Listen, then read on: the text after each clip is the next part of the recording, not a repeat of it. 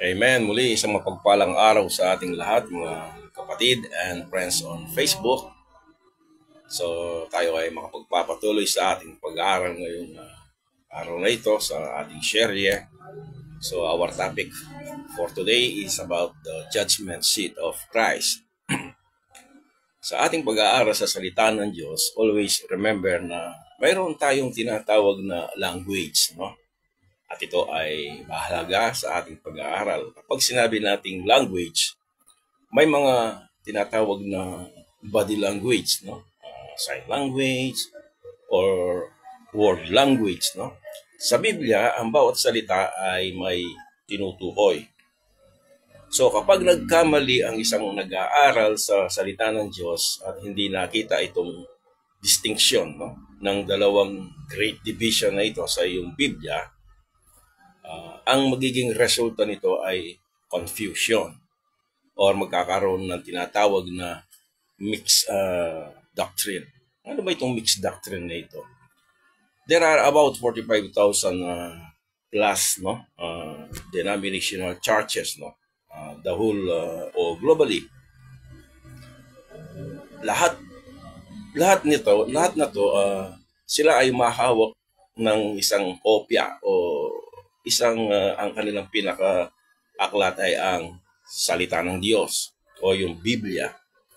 Subalit, hindi lahat ang mga 45,000 plus na denominational churches na ito ay nagkakaisa, no? O sila ay pare-parehas ang kanilang doktrina patungkol sa salvation, no? Katulad halimbawa ng tayo ay naniniwala that for by grace are you saved through faith, and that is not of yourself, it is the gift of God, no? So tayong mga mananampalataya in this present time, mayroong naniniwala na sila ay naligtas by faith only, no? Sabi nga doon sa Romans chapter 5 verse 1, or therefore being justified by faith. Ibig sabihin siya ay naligtas dahil lamang doon sa pananampalataya. Samantalang ang ibang grupo naman, sa James 2:24 ang kanilang hinahawakan doon, hindi sila naligtas doon sa pananampalataya lamang. So kung bubuksan ninyo yung James chapter 2 verse 24, ang isang tao ay maliligtas hindi lamang sa pananampalataya kundi sa dapat, no, o sa gawa.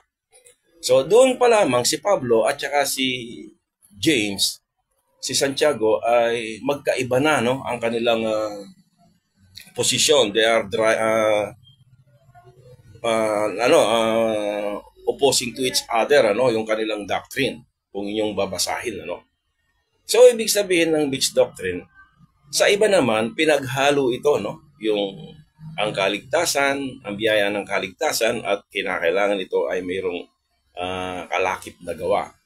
So, hindi yun ang turo ng banal na kasulatan, ano? So, napakahalaga sa isang mananampalataya makita, no, yung great division in Scripture, ano? Hindi yung Old Testament, hindi yung New Testament. So, ang great division na tinutukoy ko ay ang prophetic program, ano, and mystery program.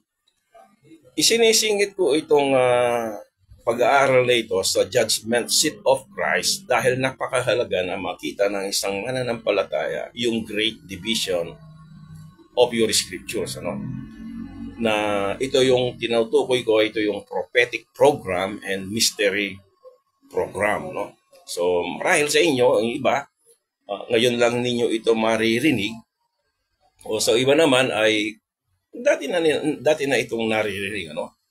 Ang dalawang ito ay may distinction. May pagkakaiba ito, no? Or magkaiba ang mga ginagamit na pangungusap, no, sa dalawang panig na ito at hindi pwedeng magkamali, no? Ibig sabihin yung language pa. So sa ating pagpapatuloy sa pag-aaral, napakahalaga na mapanatili ang pagkakaiba ng dalawang entity na ito, the prophecy and the mystery program, which is in connection with the judgment seat of Christ, no? Pagka nagkamali tayo ng pagkilala o pananaw dito sa dalawang entity na to, magkakaroon tayo ng confusion sa ating pag-aaral sa salita ng Diyos. In my previous topics, ilang beses ko na ding binanggit ang kingdom program, that God deals to Israel with the prophecy. So tandaan natin, ang Diyos is dealing to Israel with prophecy. Ang prophecy, pag makita mo sa scripture, wala itong kaugnayan sa mga Gentiles people dahil ang Diyos is dealing to Israel only.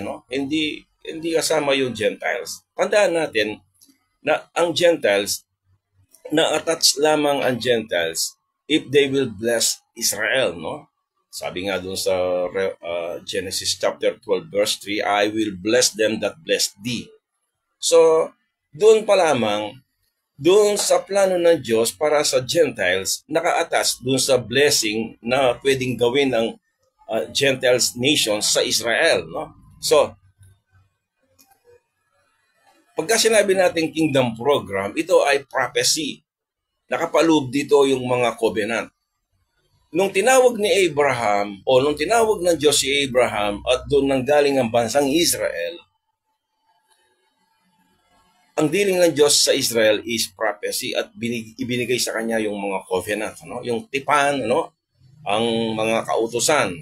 Remember that the law, it is categorized into three, yung spiritual law, yung Ten Commandments na sinasabi nila, yung Decalogue, and then yung tinatawag nating that is spiritual law, yung tinatawag nating social law.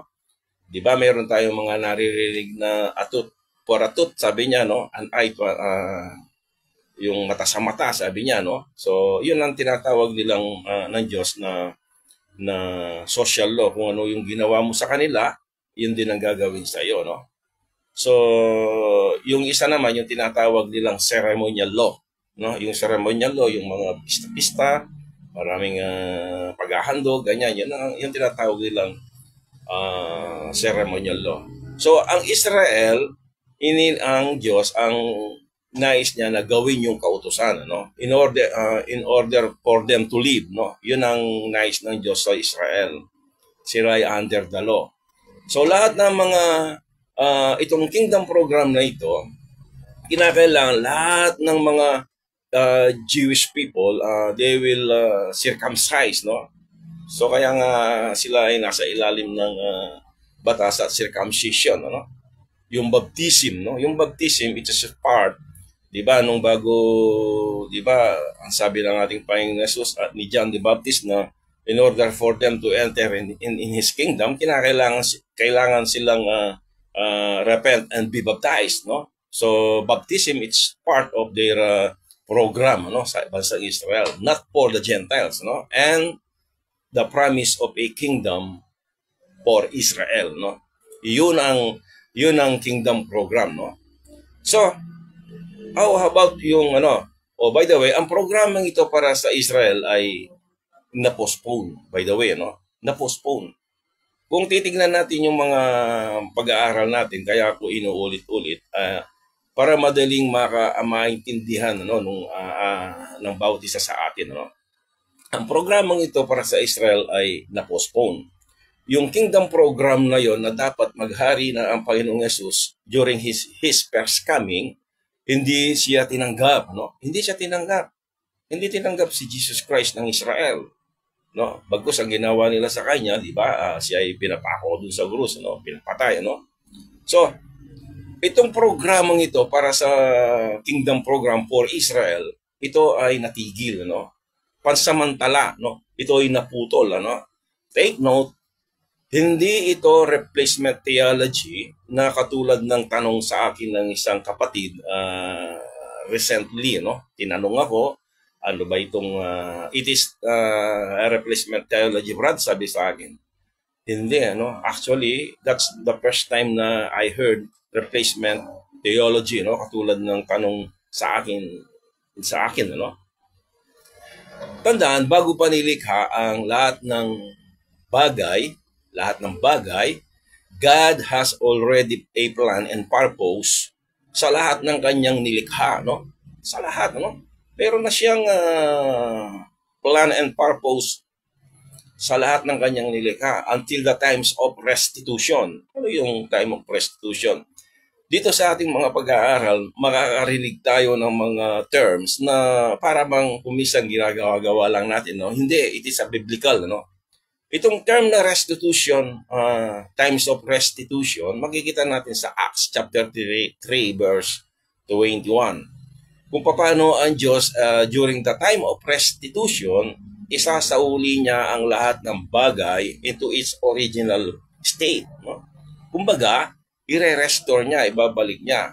So, not to preempt my topic in future about this restitution of all things, ay hanggang doon muna, no? Hanggang doon lang muna yung ating bibigyan ko ng para maintindihan lang natin. So, kung bakit ko binanggit ito, ang Diyos ay mayroon siyang plan and purpose, no? Ipa-finalize niya at the fullness of time na ang Diyos i-restore niya ang lahat ng bagay in Acts chapter 3 verse 21. So kung susundan niyo itong mga topics ko in future, napakaganda at alam ko magiging blessings about isa sa atin. Hindi lamang yon. Hindi ang tawag dito, yung sinabi ng kapatid na replacement theology. Bakit? Hindi yon, ano? Dahil Isaiah 46:10, meron kang makikita dito na declaring the end from the beginning. Ibig sabihin, ang Diyos, alam niya ang lahat ng bagay na mangyayari sa wakas, ano? Declaring the end. Alam niya, pinahayag na niya ang mangyayari from the beginning, ano? So, ibig sabihin ng Diyos, lahat ng bagay na mangyayari, it's already in His plan, no? Pinlano niya, no? So, maging ang pagkakasalan ni Ibn Adam, not to preempt our subject again, nasa plano pa rin ng Diyos, ano? Nang ma-postpone, no? By the way, balikan natin, ano? Nang ma-postpone ng kingdom program to Israel, naligtas si Pablo nung nahinto, no? Nahinto. Ang bansang Israel na dapat sana magre-reign na si Jesus Christ, pero natigil, nahinto, at nang mahinto, naligtas si Apostol Pablo, no? At ipinahayag ni Jesus sa kanya ang isang bagong dispensation, no? Tandaan natin yung dispensation para malaman niyo ulit, for the sake dun sa mga kapatid na hindi pa nakarinig about the dispensation. Dispensation is a period of time na ang Diyos ay dealing with a certain group of people na mayroon siyang definite instruction to them, no? Katulad ng Israel, it is a dispensation, yung kingdom program it is a dispensation na mayroon siyang definite instruction ng Diyos para sa kanya, no? Para sa bansang Israel. That is dispensation. Now in this present time, in this present dispensation, tayo ay nasa ilalim ng biyaya. We are bahagi tayo ng body of Christ, no? Tayo ay naligtas dahil lamang doon sa biyaya ng Panginoon, ano? Hindi doon sa mga mabubuting gawa, hindi para may pagmamalagi natin na tayo ay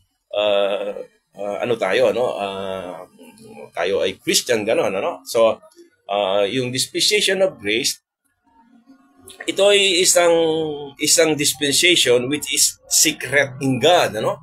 Which is secret.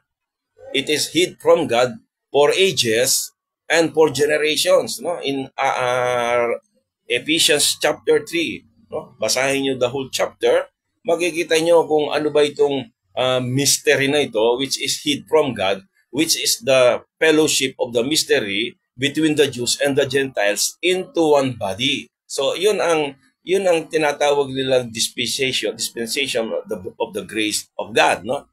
Yun ay hindi ipinahayag kahit kanino, pero when time na si Pablo ay naligtas, doon niya inireveal for the first time itong dispensation of the grace of God, which is in secret, no? So nireveal niya ang Diyos. So ang dealing ng Diyos sa section na ito, remember yung kingdom program, na-discuss ko na sa inyo, is dealing with Israel. Ang Diyos is dealing to Israel. And then, dito ngayon sa mystery program, ang dealing ng Diyos sa section na ito, ng yung banal na kasulatan, is not under the law. No? It's not under the law. Tandaan ninyo, ang batas, the end of the law is Jesus Christ. No? Nung ang ating Panginoong Yesus, dumating siya sa mundong ito, pinulfill niya yung law. Namatay siya, pinulfill niya yung law. The end of the law is Christ. No? So lahat ngayon yung titingin sa kanya, sumampalataya sa kanya, doon sa ginawa niya doon sa krus, the death, burial, and resurrections, which is the good news, o gospel in this present time, tayo ay napabilang sa kanyang body, which is the body of Christ. No? We are not under the law, but under grace. No? God is no longer respecter of person nowadays. No? Hindi na siya pumipili ang Diyos ngayon. No? Hindi na pinipili ng Diyos na ito aking chosen people, ang Israel. Itong mga Gentiles, hindi ko sila pinili, no? Hindi na respecter of person in this present time ang Diyos ngayon, because there is no more difference, no, between the Jews and the Gentiles, no? Ang Jews and Gentiles ngayon, the same in the sight of God, no? Para alam ba ninyo na majority of your scripture, no? More than 85% of God's word is about Israel. No? Ito, hindi maaaring ang iba, hindi sila sang-ayon dito, pero I believe, no, ang iyong lingkod na 85% of the entire scripture was written about Israel. No? Napakalit na portion for the Gentiles people. No? At sinasabi ko sa inyo na tayong katawan ni Kristo is a special entity. Tayo isang bahagi na napaka-special, no? But we are not the apple of God's eye, no? Hindi tayo yung kumbaga the apple of God's eye in God. Yun ang Israel, no? Tayo ay nandirito dahil sa biyaya ng Panginoon, no? Tayo ay naligtas because of His grace. At kumbaga sa basketball, ang tawag dito, yung championship o yung amateur, tayo ay default, no? Tayo ay tayo ay naging ang ating pagkalapit sa Diyos, it is by default, no? Dahil dun sa pangyayari sa bansang Israel. So, sa banal na kasulatan ay may tinatawag tayong salita or language, no? Napakahalaga to, no? Yung language na tinitignan. Yung binanggit ko kanina, no? Kapag ang programa para sa Israel be resumed, no? Diba sabi ko sa inyo, yung kingdom program for Israel was postponed, no? Ito ay pasamantalang natigil, no? Itong programang ito sa bansang Israel dahil sa kanilang katigasan ng ulo, dahil sa ayaw nilang pagtanggap sa Diyos mismo, sa kanyang offer na righteousness for them, pinipilit nila na ang kanilang katuwiran ang kanilang gawin, at ang Diyos nag-decide siya na sila ay maputol, no? Kung napag-aralan o nakasama ko kayo sa ating pag-aaral previously sa ating mga topic, kung napansin niyo if the branches were broken off in Romans chapter 11 verse 17, yung tinutukoy niya doon ay ang bansang Israel, no?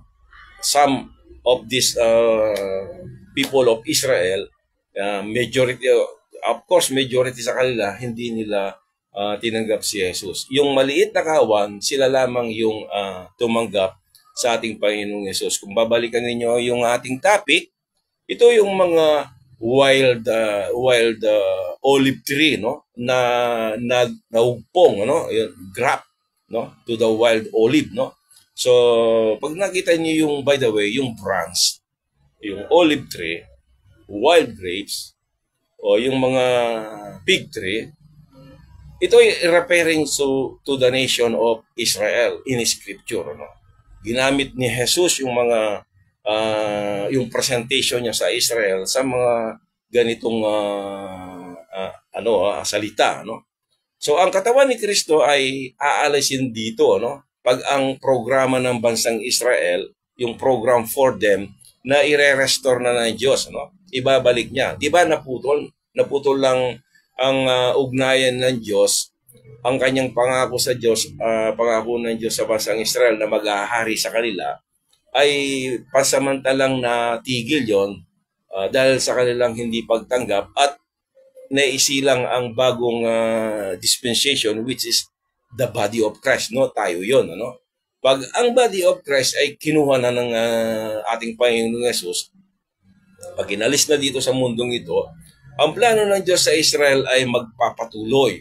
Hindi yung replacement theology. Walang replacement theology in Scripture, no? Ang salita ng Diyos ay yun na yun, ano? Walang babaguhin, ano? Ang nagkaroon lang ng maaaring sasabihin natin, replacement theology, yung nangyari sa Garden of Eden, no? Nung si Lucifer, no? Yung serpent, sinasabi, nililin lang niya si Eva na hindi siya mamamatay, no? Na pag kinain niya yung puno na may kinalaman sa bunga na nagbubunga ng yung good and evil, no? So sabi niya, yun, ano, baka yun ang sinasabi niya. But in the Word of God, there is no replacement theology, no? Maring yung mga tao magtuturo ng ibang pangangaral, pero tayo, ang ating pangangaral is nandito sa salita ng Diyos, ano? So, ang plano ng Diyos sa Israel ay babalik after the Church of God, after the Church, the body of Christ ay kukunin, ano? So, ito ang sequence, no, in your scripture na magaganap in future, no? So, yung mga pangyayari na ito, no? So, ayon sa isang nabasa ko, by the way, no, or by way of illustration, ano? So, meron akong isang nabasa na about sa isang zebra, no? Mother, no? Trains her pony zebra, no? Itinitrain niya. Dahil imagine mo na lamang ang isang batang zebra sa kanyang excitement, no? Alam mo naman ito, mahilig ako sa mga panoorin sa mga tawag dito, yung sa geography, no? Makikita mo sa excitement, naglalaro ito at napapalayo sa kawan. Yung sa pulutong ng mga zebra, no? Makikita mo, hindi mo makikilala kung pare-pares sila yung zebra. Makikita mo yung guhit, makikita mo pare-pares. Then, papaano pa siya makakabalik sa kanyang ina, no?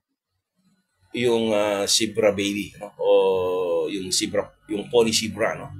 Paano siya makakabalik sa kanyang ina if there are 500 or 1,000 na zebras kung sakali man nanduroon sa kawan, ano? Paano niya ma-identify, no, sino ba kanyang nanay, ano?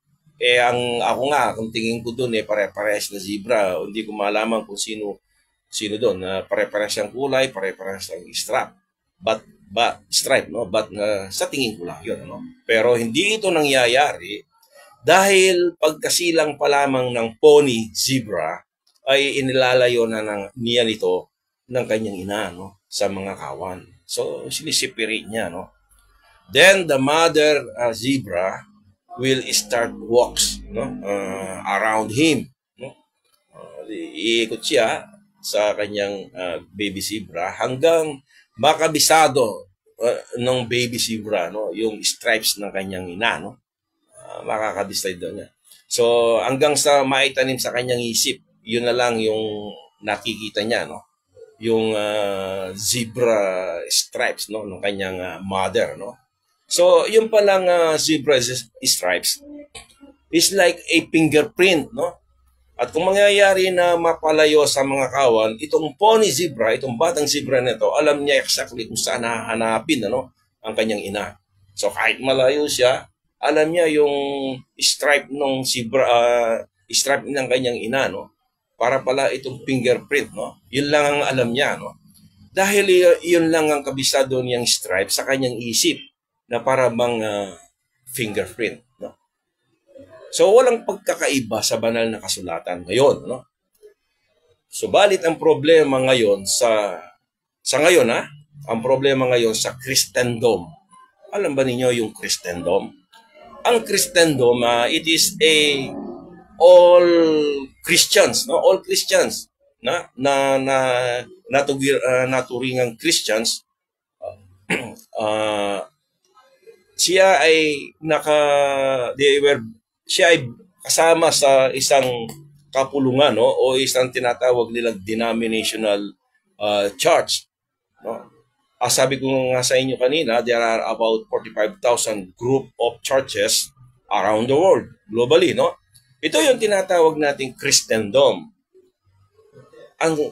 Ayon sa kanila, that the Bible or the whole Bible is only one zebra. Pare-pares lang yan, no? Walang pagkakaiba, no? Hindi katulad ng zebra, ng baby zebra, identified niya kung sino ang kanyang mother zebra. In the entire scripture, they didn't learn language, no? Itong Christendom, ano? The whole Christendom. Actually, siguro mayroong mga iba na they can read language in scripture, no? They didn't learn language that belongs or related to them, ano? Hindi, sa totoo lang, makikita ninyo later on sa ating pag-aaral continuously, no? Makikita ninyo at sa ating pag-aaral dito, sa mga serya dito, makikita ninyo na ay hindi pala ito sa akin, ano? Makikita natin, no? Wala man lang stripes na natutunan, ano? Upang ma-identify niya ang kanyang inang zebra, no? I mean, malimit sa mga Christians na hindi nila ma-identify yung language na ginagamit doon sa scripture, no? Hindi nila ma-identify, no? Kaya pagka binasa nila,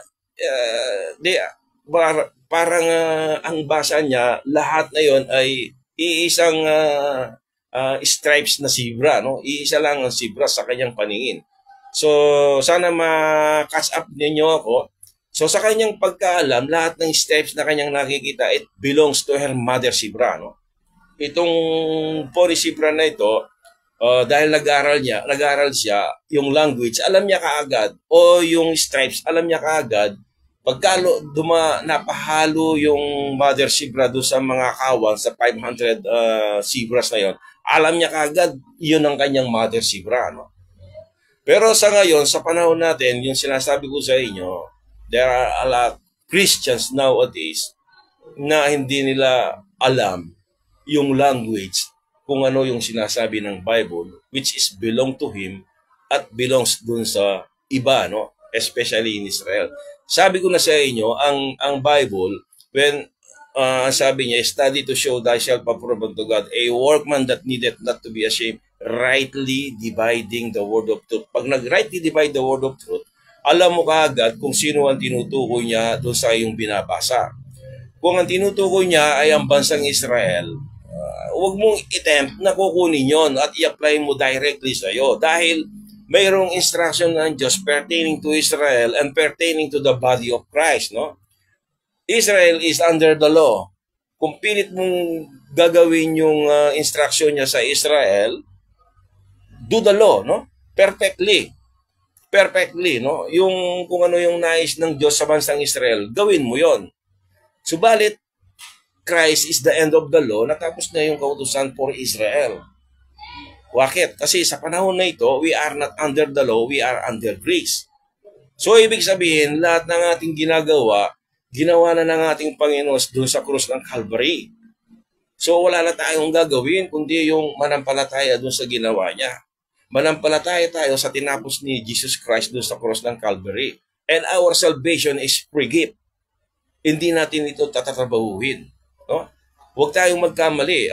Yung iba, ibig sabihin, hindi na tayo gagawa ng mabuti. Hindi ganun yung pinag-aaralan natin. Ang pinag-aaralan natin, kung paano maligtas ang isang tao during the time of Israel or the kingdom program and during the present time, no? Under grace, ginawa na ni Jesus completely in the cross, no? The cross. So, ang sabi ni Samuel kay Saul, no? Ito, kung nagbabasa kayo, ganito yung nangyari sa bansang Israel that time. Nung mawala yung alagang hayop ni Kis, yon ang tatay ni Haring Saul, the first king of Israel, no? Si Saul. So, nawala at natulog si Saul sa isang lugar, no, kung saan nandun si Prophet Samuel, no. At sabi ni Samuel nung kinaumagahan, paalis na sila si Saul, King Saul, no, the first king of Israel. Paalis na siya. Sabi ni Prophet Samuel kay Saul, hindi pa siya hari noon, no. Ia-anoint pa lang ni Samuel, no, nung magkita sila. Ang sabi ni Samuel kay Saul, sabi niya, paunahin mo na ang iyong alipin, no? Subalit ikaw, ang sabi ni Samuel sa kanya, subalit ikaw, ang sabi niya, stand thou still a while, sabi niya. Diyan ka muna, tumayo ka, no? Sabi niya, that I may shew thee the word of God, sabi niya. Para may pakita ko sa iyo yung salita ng Diyos, sabi niya. Sa bawat talata sa Biblia, tandaan natin, kailangan natin bigyang 100%, no? Atensyon, no? Sa pakikinig sa salita ng Diyos. But thou still, sabi niya kay Saul, but thou, sabi niya, stand thou still a while, sabi niya. Huminto ka, sabi niya, ikaw, Samuel, Saul, paunahin mo na yung alipin. Paunahin mo na siyang maglakad. Pero ikaw, sandali. Huminto ka sandali. That I may show thee the word of God, sabi niya. So, kailangan nating bigyan ng 100%. No? Alamin natin kung ano ang sinasabi ng Biblia. Kung minsan tayo ay narinig natin ang salita ng Diyos sa mga nagbibigay ng pangangaral, halimbawa, di ba? Kung minsan nakikinig lang tayo, no? But in fact, kung minsan hindi natin ito inuulit, no? Hindi natin tinitignan, nagre-rely tayo doon sa mga kwento, kung ano sinasabi ng ating tagapagturo. Kagaya ko, isa rin akong we can consider na nagtuturo ako sa inyo, pero kinakailangan yung mga pinag-aaralan natin yung itong titignan, no? So, 100% attention ang nais ng Diyos sa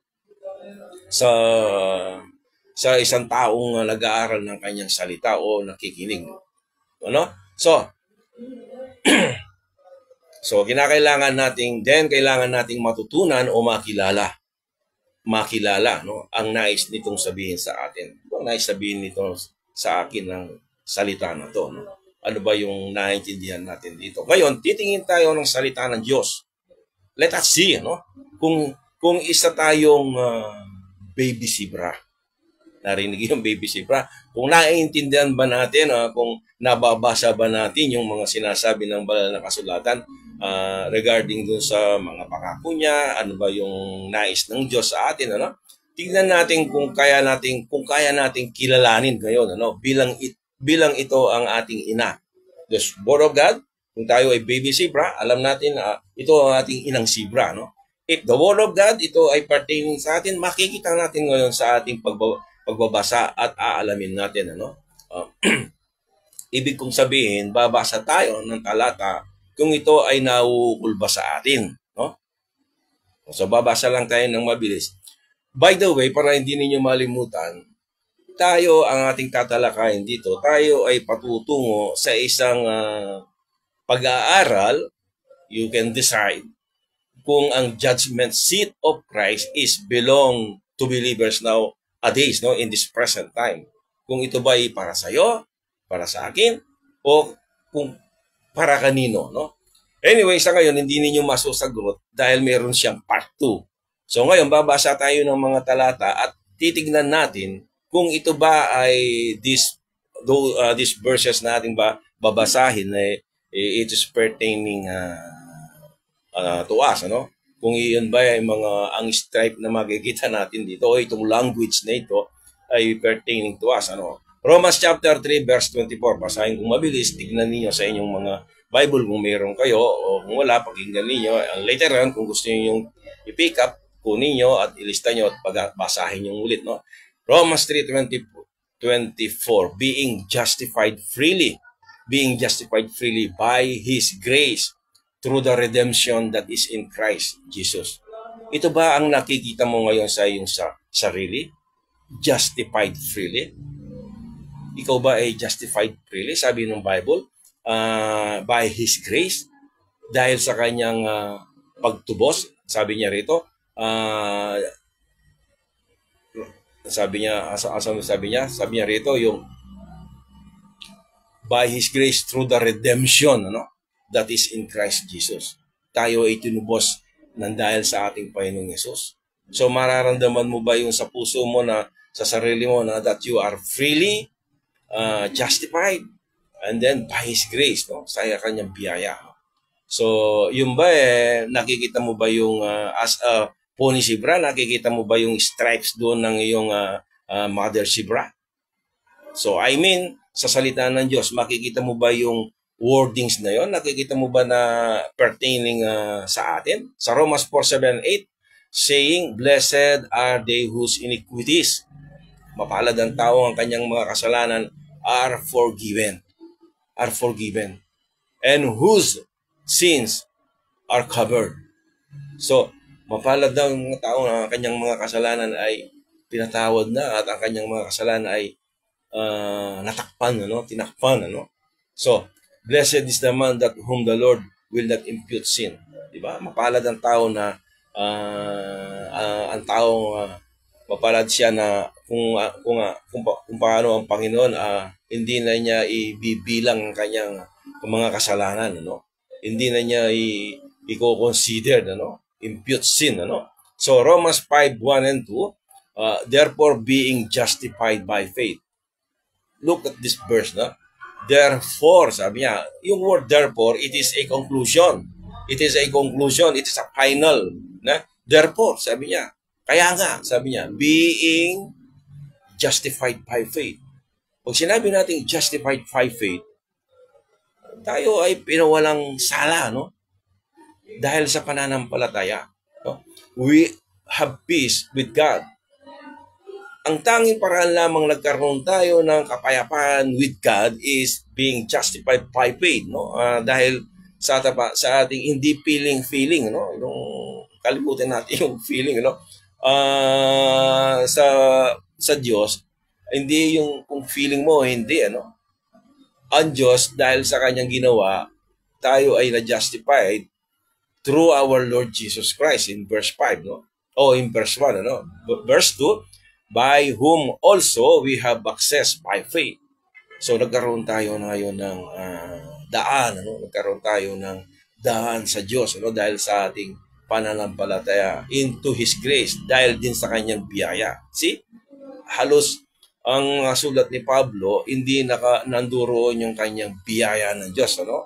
So, wherein we stand, ano? Kung saan tayo kayong nakatayo and rejoice in hope of the glory of God. So, meron tayong hinihintay. Tayo ay masaya dahil tayo ay naghihintay ng pag-asa na ang glory ng Diyos, yung kaluwalhatian ng Diyos, no, darating sa atin, no. So, napakaganda itong mga pangako ng Diyos na ito, no. Itong mga verse na ito. Sa Romans 5:8, but God commended His love toward us. Ang Diyos ay tinalagay niya ang kanyang pag-ibig sa atin, ano.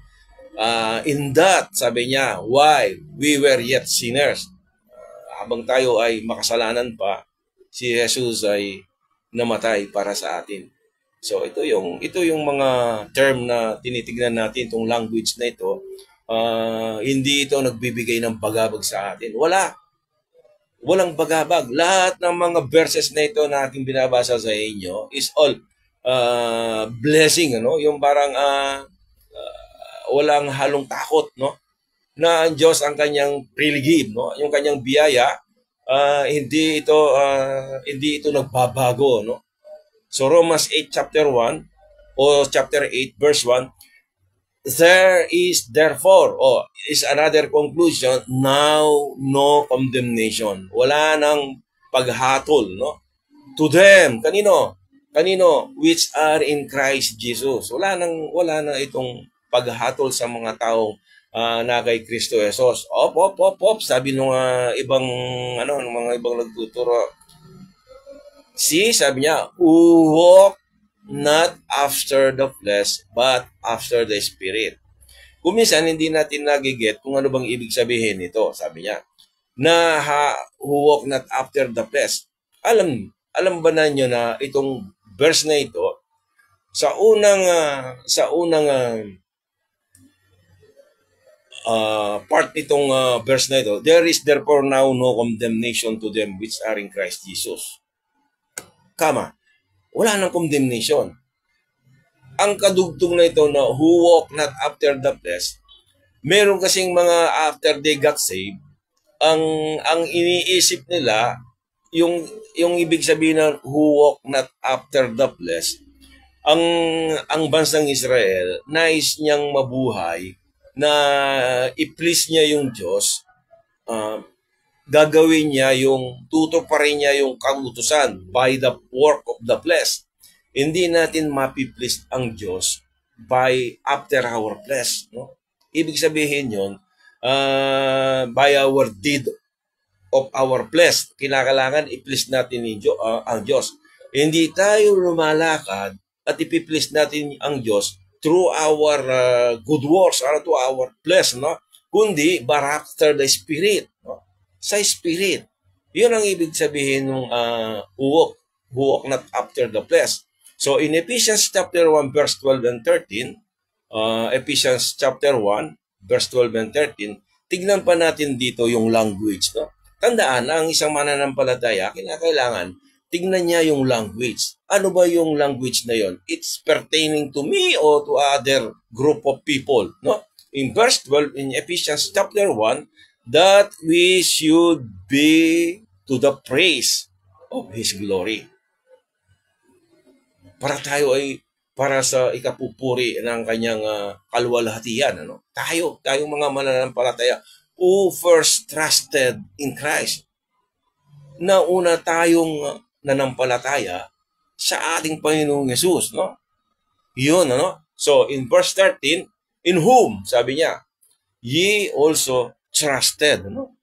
Na tayo ay sa kanya ay nanampalataya after that ye heard the word of truth. And what is the word of truth?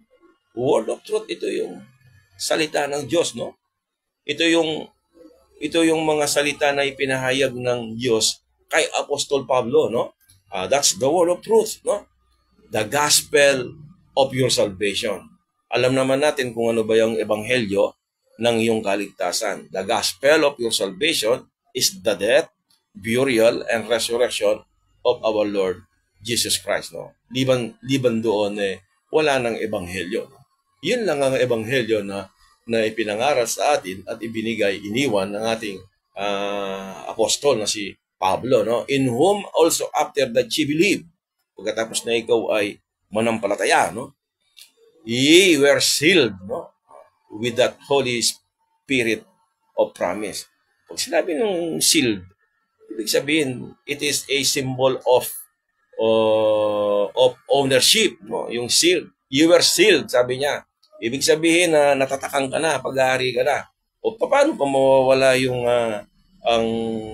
sa iba, mayroong nawawala yung kaligtasan. Hindi ko alam kung saan hindi nila naiintindihan, hindi nila nababasa yung language, no? Hindi nila alam yung language, no? Sabi niya, ye were sealed with the Holy Spirit of promise. O di ba? So, yung Ephesians chapter 2 verses 8 and 9, for by grace are ye saved. For by grace ye are saved. So, naligtas ka sa biyaya. Through faith. Through faith. And that not of yourselves. Hindi sa iyong sarili. It is the gift of God. Isipin mo yung gift of God. That is gift of God. Pag sinabi niyang gift of God, hindi yun binabayaran, ano? Hindi natin pinagaksayahan ng panahon, ano? Hindi natin yun tinrabaho. It is the gift of God, no? Not of yourself, sabi niya, no? It is only through faith. Dahil sa pananampalataya na tayo ay naligtas dahil doon sa ginawa ni Jesus Christ. Not of works, sabi niya. Kaya yung iba, siyempre hindi na tayo babanggit, ano? Sa mga kapatid. Anyway, alam ko na sa ating pag-aaral, ako ang stand ko that whosoever believe, no? Sa ngayon, sa panahon natin ngayon, doon sa ginawa ni Jesus Christ, kaya ano man ang kaisipan nila, I believe someday doon tayo magmi-meet, no? Doon sa ipinangako ng Diyos, no? So in Philippians chapter 1 verse 6, being confident, o ito sabi ni Apostol Pablo doon sa mga taga-Pilipos, sabi ni Apostol Pablo while he is in prison, sabi niya, being confident of this very thing. Sabi niya, ako ay ananing confident, tiwala, no? Sa bagay na ito, na that he which hath begun a good work in you. Sino yon? Ang Panginoon, di ba? Siya ang gumawa ng nagsimula ng mga magagandang bagay sa atin. In you will perform it until the day of Jesus Christ, no? Hanggang sa kanyang panahon, sa kanyang pagbabalik, no? Ang Panginoong Yesus, siya ang gumagawa sa atin. Hindi tayo, no? He which hath begun a good work in you, sabi niya, no? So, in verse 14, Colossians chapter 1, in whom we have redemption through His blood, no? Even the forgiveness of sin, no? So, yung ating pagkatubos sa kanyang dugo, no? Maging ang ating kapatawaran sa ating mga kasalanan dahil sa kanyang banal na dugo, no? In Colossians chapter 2 verse 10, and you are complete in Him. You are complete in Him, no? Tandaan ninyo itong mga binasa nating mga verses na ito sa second o sa part 2 ng ating pag-aaral dito sa sinasabi nating judgment seat of Christ. Sisahin natin ngayon, ano? Sisahin natin ng yun yan, ano? Pero sa ngayon, binabasa ako sa inyo, no? And then sa next week, titingnan natin ulit, no? Yung parte ng ating pag-aaral sa judgment seat of Christ, no? When Christ who is our life. Tingnan niyo itong verse na ito, no?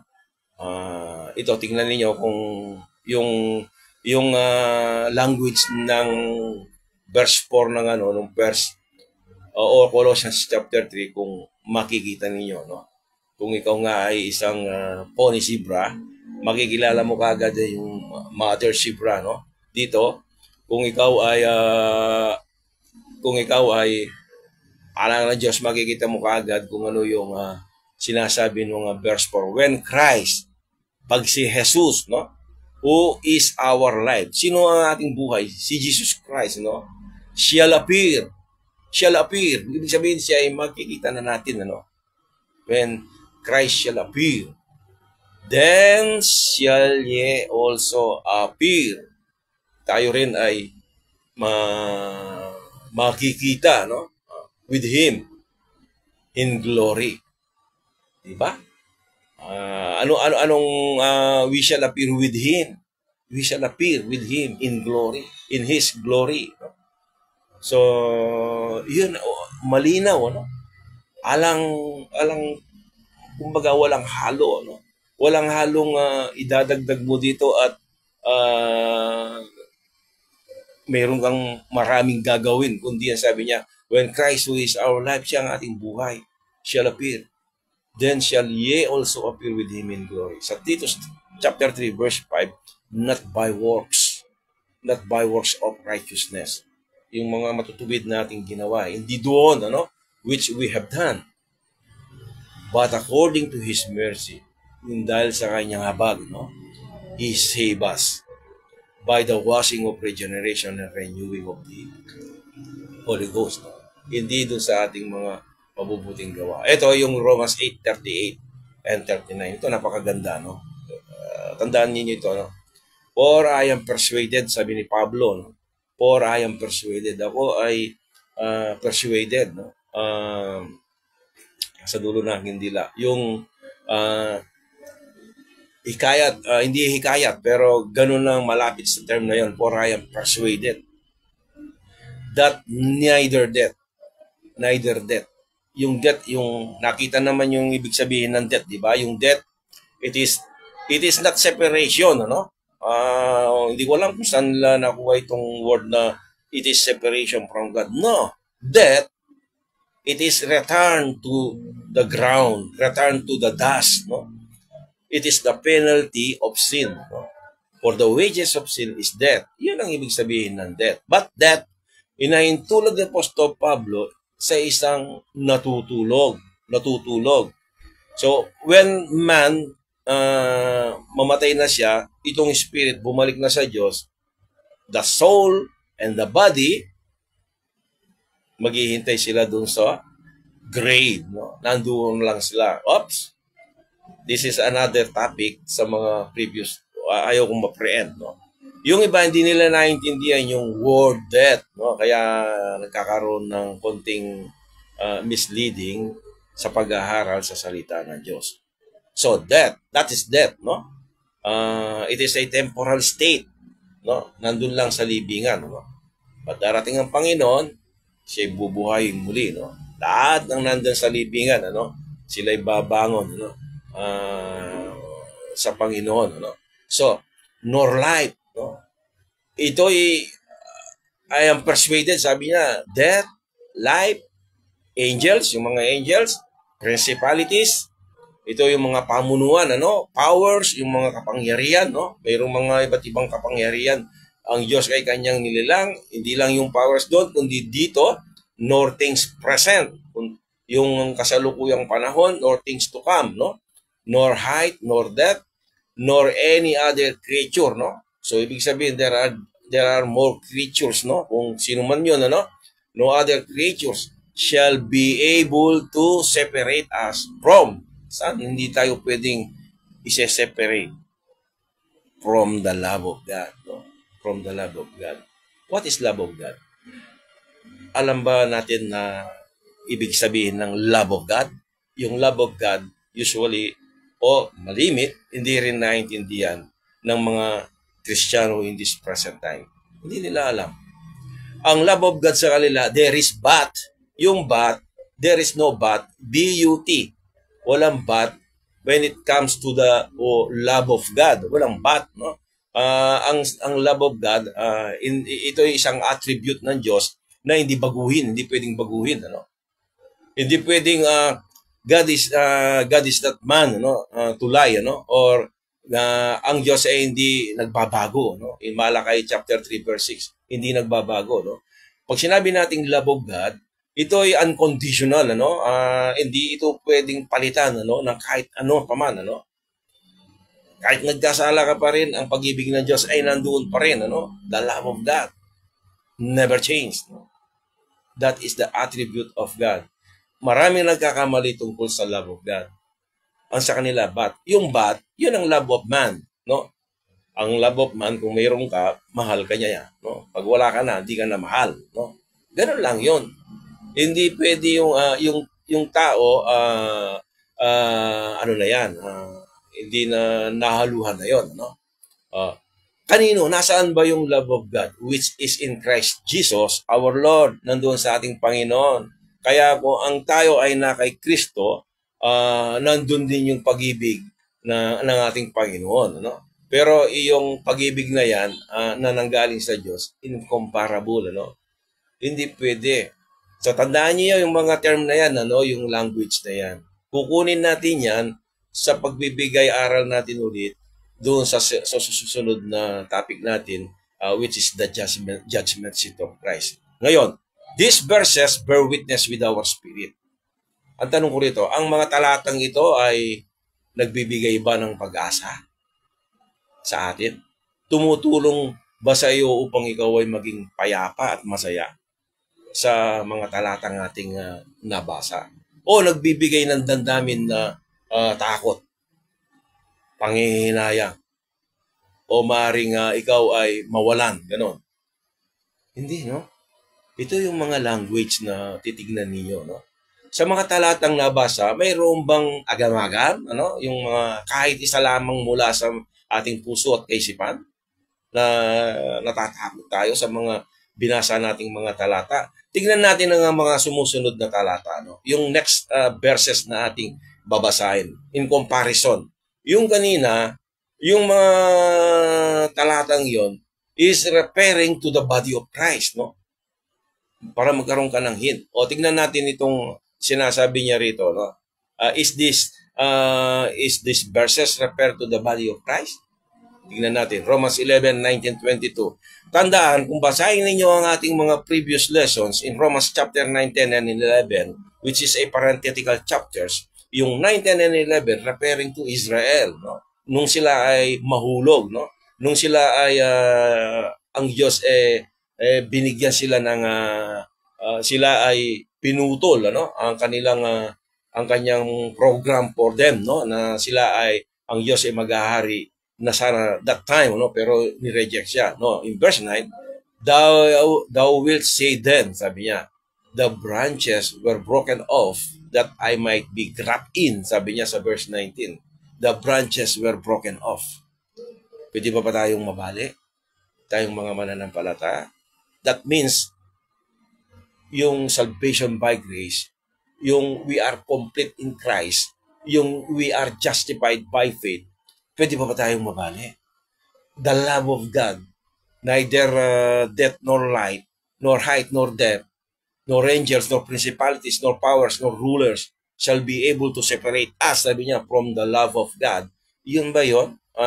Ito ba, it is a language that belongs to the body of Christ? Itong Romans chapter 11, verses 19-20. Verse 20, basahin ko. Well, because of unbelief, no? They were broken off, and thou standest by faith, be not high-minded, but fear. Sa Diyos, in this present time, there is no fear. There is no fear in love. There is no fear in God. No? Yun ang ating titingnan ang mga language na ito in next sa Sunday, no? For if God spared not the natural branches, see, merong mga takot, no? Merong mga babala, no? For if God spared not the natural branches, take heed lest He also spare not thee. So, ibig sabihin, ang talatang bang ito, nagbibigay takot sa atin para tayo ay puputulin, no? And then, He shall also not spare thee. Hindi ka rin na i-spare, no? So, hindi ganun yung pangako ng Diyos to the body of Christ, no? This is the kingdom, this is a kingdom program, no? Kingdom program to Israel. They are under the law na dapat nilang gawin, no? So, unti-unti, if you continue in our study, meron kayong makakatch up niyo yung program, no, ng Diyos in bawat dispensation, no?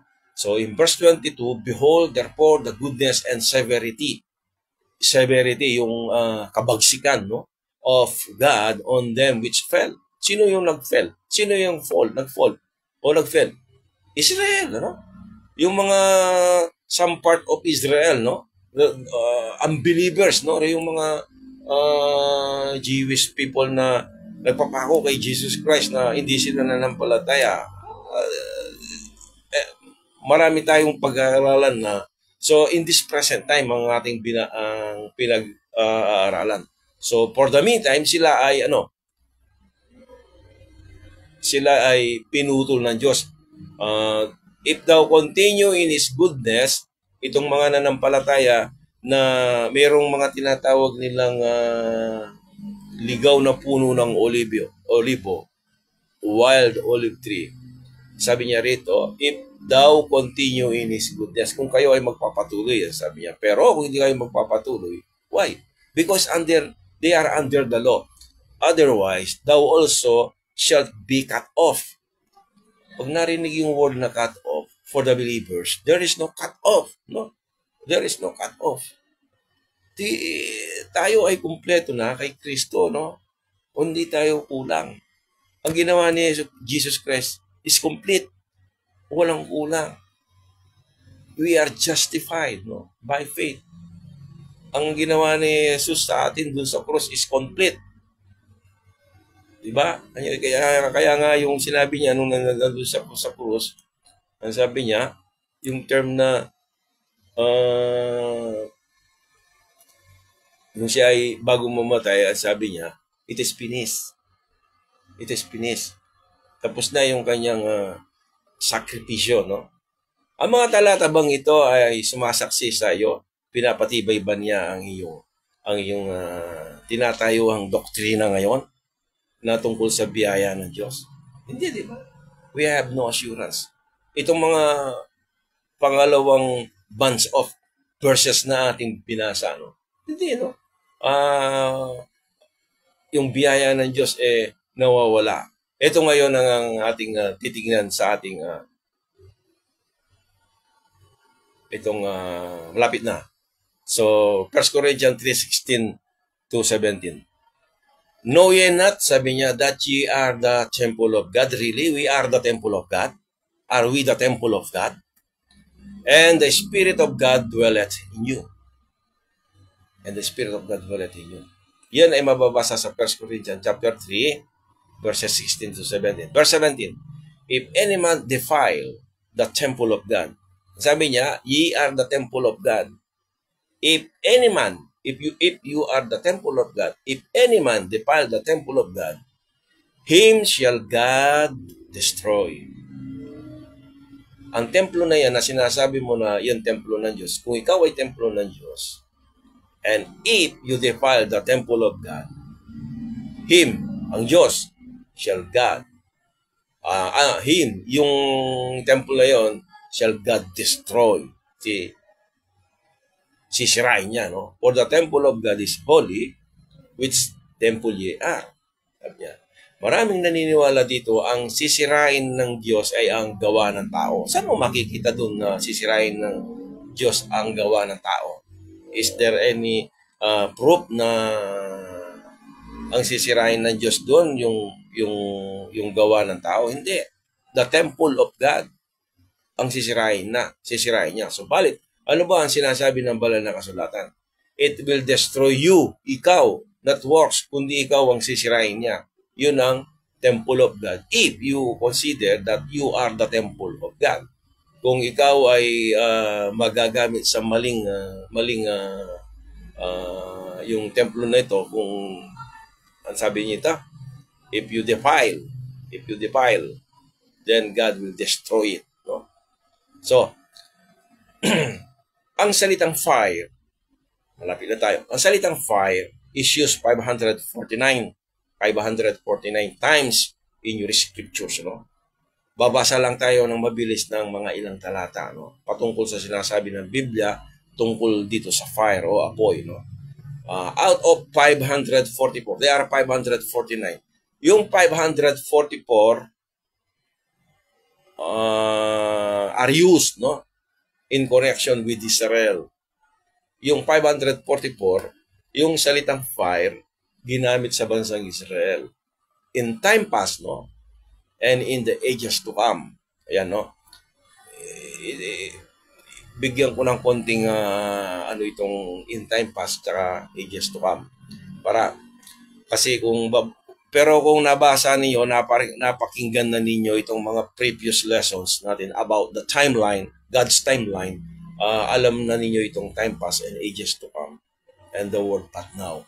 So sa pagitan ng in time past, and in the ages to come, ito yung tinatawag nating but now, which is present time.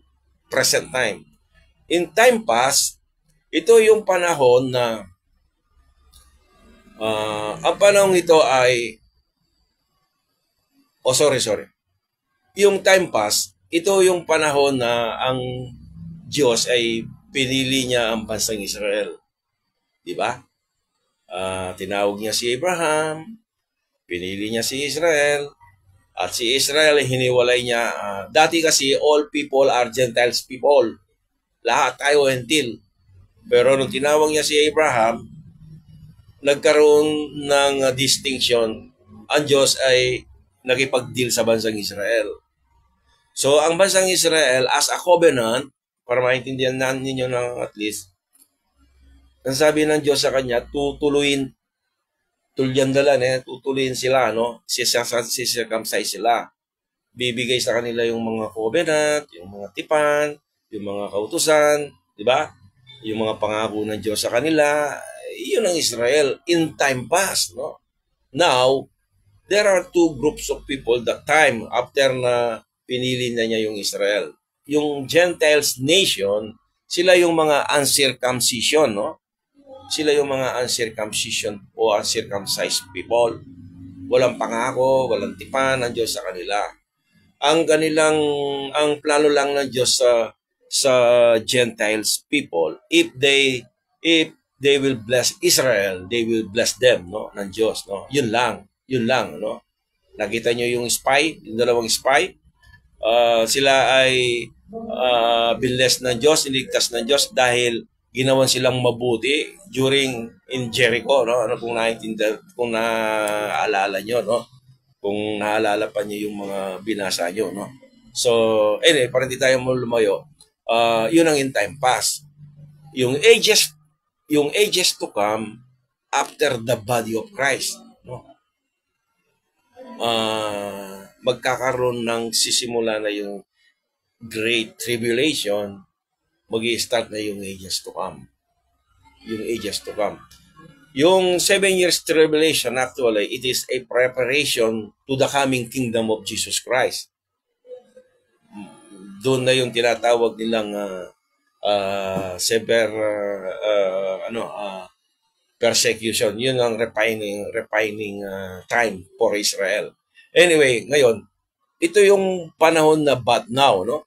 But now, punta tayo rito, no? Yung but now, no? So, ito yung panahon na but now, tandaan natin, ang panahon ito ay nagsimula. Nagsimula nang ang Israel ay nahulog.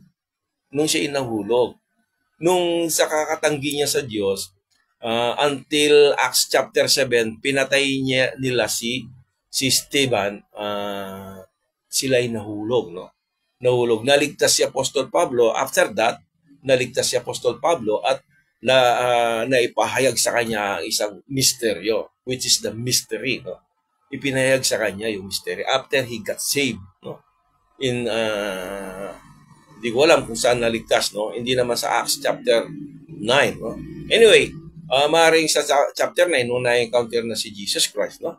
So, itong mystery na ito na inireveal niya after he got saved, ito ay nakatago sa Diyos. Kanina, nasabi ko na ulit sa inyo, since the world began, no? Ang salitang apoy ay ginagamit ng Diyos for a special purpose. Pag nakita nyo yung word na fire in Scripture, it was used by God for a special purpose sa bansang Israel. It is not for the nation of Gentiles nation, no? It is for Israel, no? Israel. So, titignan din natin yun, may connection sa susunod na topic, no? Sa kanyang pakikitungo sa kanya, no? The word was used by God is a refining. Ano yung refining? Pagdalisay, no? Dadalisayin. It's refining fire. Yung refining fire, usually, makikita natin ito during the Great Tribulation period, no? Dadahan sila sa apoy. It is a refining fire. It's a symbolical, no? Then, destructing fire. Ginamit din niya sa Israel, no? Destructing fire. Pagsira, no? Judgment fire. Ito ay isang correction, no? Correction sa bansang Israel. Yung judgment. So, there are 500 out of 549 times, there are only 544 makikita natin na gamit in time past and in future, no? In ages to come. That means 5 na lang ang natitirang fire which is found in Paul's epistles. Sa sulat ni Apostol Pablo, yung 5 fire na yon, no? Makikita natin. So, ano ba yung tinutukoy doon, yung fire na yon? sa sulat ni Apostol Pablo. So basahin muna natin ang Romans chapter 12 verse 20. Therefore, if thine enemy hunger, feed him. If he thirst, give him drink. For in so doing, thou shalt heap coals of fire on his head. Ito ay isang salita na ginamit niya rito. Hindi ito judgment. No? Basically, heaping shame on him, no? Yung pagputong nung para mapahiya siya, no? Yung gumagawa ng hindi maganda para sa iyo, no? Sabi niya, give him drink, no? Although ginagawan ka ng hindi maganda, no? So, isa na 'yon, ano? There are still remaining 4. In 2 Thessalonians chapter 1 verse 8, in flaming fire. Sabi, in flaming fire. Ito yung pangalawa, no? Taking vengeance on them, no? That know not God. Sa mga taong hindi nakakaalam sa Diyos. And that obey not the gospel of our Lord Jesus Christ. Ang pangyayaring ito ay magaganap. Tandaan niyo, magaganap ito pagkatapos ang panahon ng paghihirap. Hindi in this present time. It will happen during or after the Great Tribulation period, which is 7 years. After the church caught up, no? Magsisimula yung 7 years. After the 7 years, that is the 1,000 years reign of Jesus Christ. Ang bagay na ito ay walang kinalaman sa body of Christ.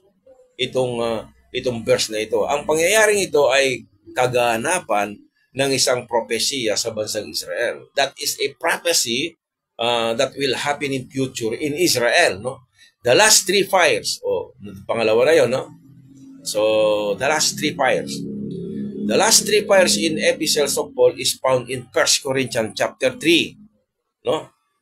So, dito malapit na tayo, no? Puro na lang malapit, no? 1 Corinthians chapter 3 verse 13. Every man's work, tingnan niyo, no? Every man's work shall be made manifest, for the day shall declare it, because it shall be revealed by fire. It shall be revealed by fire. And the fire shall try every man's work of what sort it is. So, tingnan nyo. Hatulan niya by fire ang ginawa ng tao. No? If any man's work,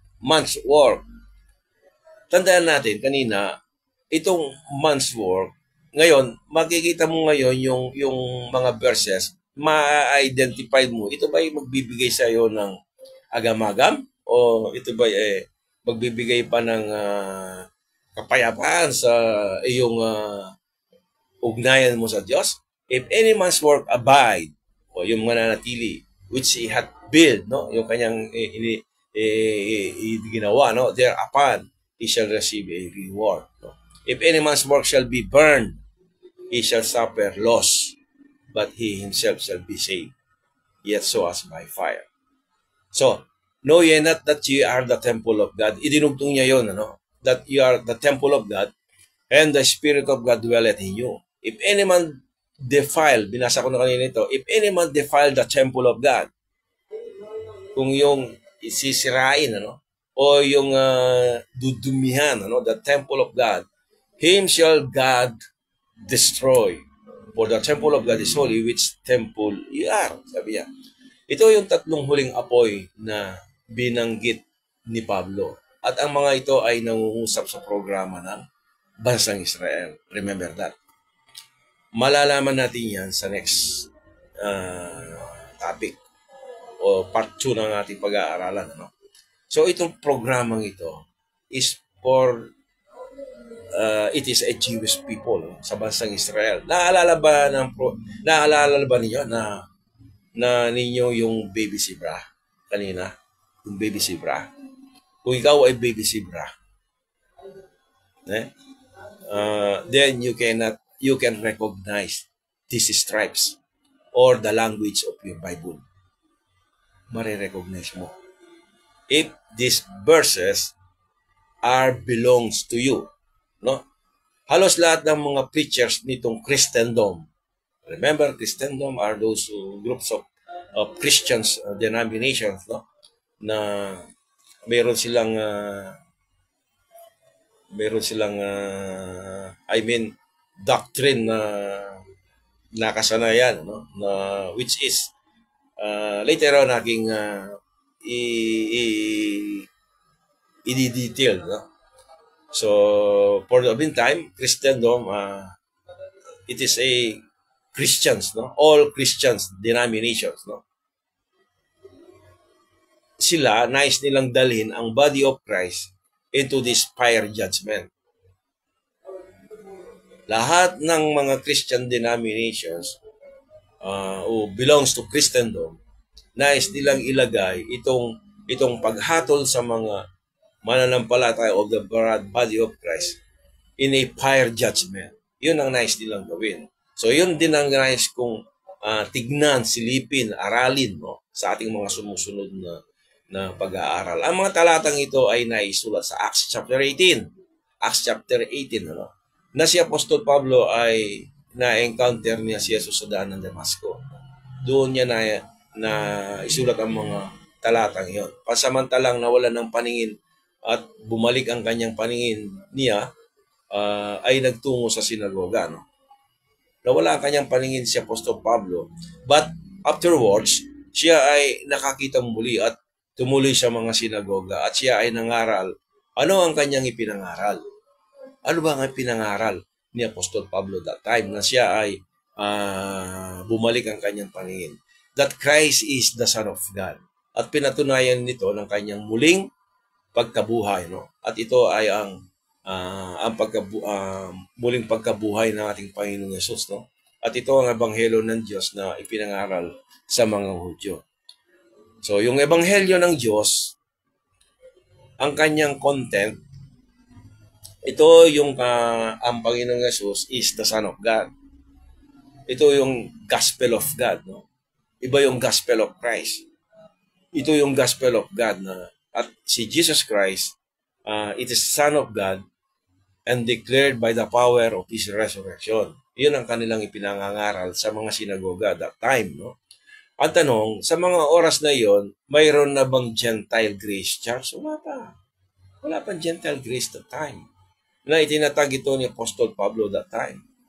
Actually, wala pang body of Christ during the first time na nangaral si Apostol Pablo to the Gentiles people. Sa mga Jewish people in the synagogue, no? Ang ipinapangaral ni Pablo, it is not the death, burial, and resurrection of Jesus Christ, not the grace of your salvation. Hindi yon. Ang pinapangaral ni Pablo, yung gospel of God, kung ano yung kanyang content ng gospel of God, that Jesus Christ is the Son of God, and declared by the power of His resurrection. Makikita mo sa Romans chapter 1, verses 1 to 4. Kaya lagi kong ina-encourage ang bawat isa sa atin na hindi pa nakapanood sa ating mga previous lessons, especially sa God's timeline, no? Para makita ninyo itong mga kaya inuulit-ulit ko lang naman ito para na sa ganun, at least sa mga hindi pa nakarinig, slightly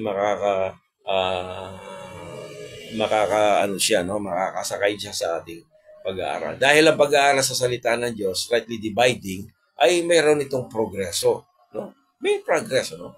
Katulad ng kapahayagan ni Jesus sa kanya, ito ay progressively. Hindi naman minsanan na ang Panginoong Jesus nireveal niya kagad lahat-lahat kay Apostol Paul.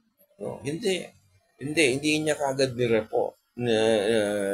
nireveal. No? So, it is progressively nireveal niya. No? Katulad ng aklat sa mga gawa from chapter 1 to 28, it is progressively. No? Ang body of Christ ay naroon, pero ito ay nagsisimula pa lamang. So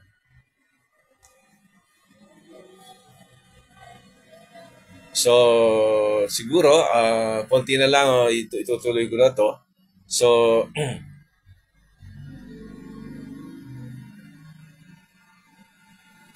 yung body of Christ that time, no?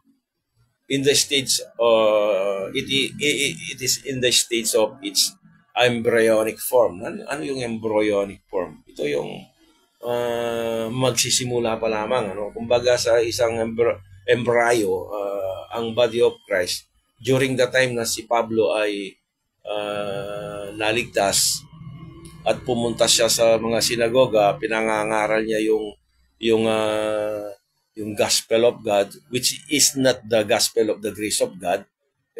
Yung body of Christ, it is in its embryonic form.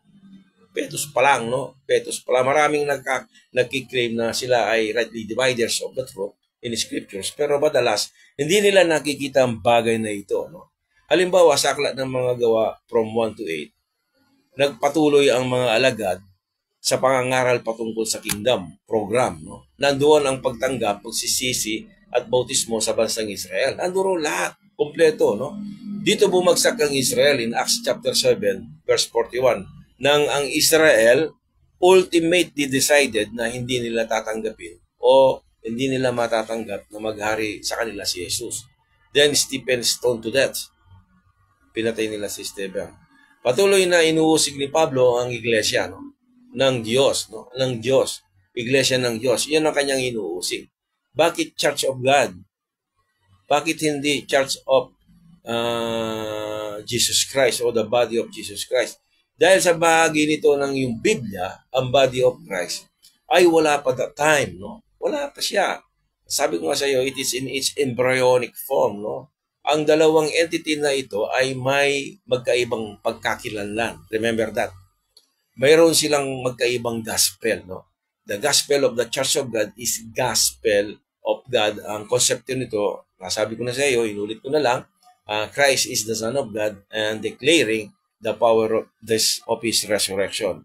Ang gospel for the Church of Christ is the gospel of the grace of God, referring to the death, burial, and resurrection of Jesus Christ. That is the gospel of the grace of God o the gospel of Christ, no? Pasamantala natin ngayon puputulin ang ating paksa sa judgment seat of Christ at itutuloy natin ito sa Sunday, no? Siguro ang tanong dito kung saan ba patungo, ano? Saan ba patungo ang ating pag-aaral dito? Tandaan sa pag-aaral natin sa salita ng Diyos ay kailangan makita natin dapat yung language. Remember that language, no? Kailangan nating makita sino ang tinutukoy nitong mga talata, no? Ano ang konteksto nitong ating binabasa, no? Ano ba itong mga konteksto nito? Nakikilala ba natin kung tayo ang sinasabihan nito? Basahin natin ulit ang mga talata sa 1 Corinthians chapter 13 verse 17. So, inyo na lang tignan sa inyong mga talata at maraming salamat sa inyong mga nakasama ko ngayong araw na to sa pag-aaral. I hope na sa susunod mga kapatid na sana kayabe yung pasibayo kaya kakatamo pamag-aral at palo ko magiging blessing ining kana akong FB pamag-timeline ko na. So, ay pamag-timeline, sorry. Kana ako live streaming, no? At pagpreyo ko, nung interesado kayo at patuloy yung suporta nining Bible study ngayon. Actually, yung schedule Thursday and Sunday, 4 o'clock. Pero uling natin kung gawa niya, medyo soros kung bagya this time. So, mag-request na rin nga liwaga kung kaya kanong Wednesday. So, ipopost ko niya. Anyway, dakala salamat kayo, kapatid. Si Emily S. De Leon, thank you sis. And then ni Charlotte Pangilinan, po imam at imam MB na imam. Tapos Barsilay Camille, po brother Marlon, salamat na magprita mo. And I will close in prayer. Lord, marami pong salamat sa pagkakataong ito na nakapagbahagi ako sa inyong mga salita sa aking mga kapatid na naging nakasama ko. Bless them, Lord, kung ano man po ang kanilang pinagdadaanan ngayon. And I pray, Lord, na kayo po ang magbigay ng katugunan sa kanilang mga panalangin.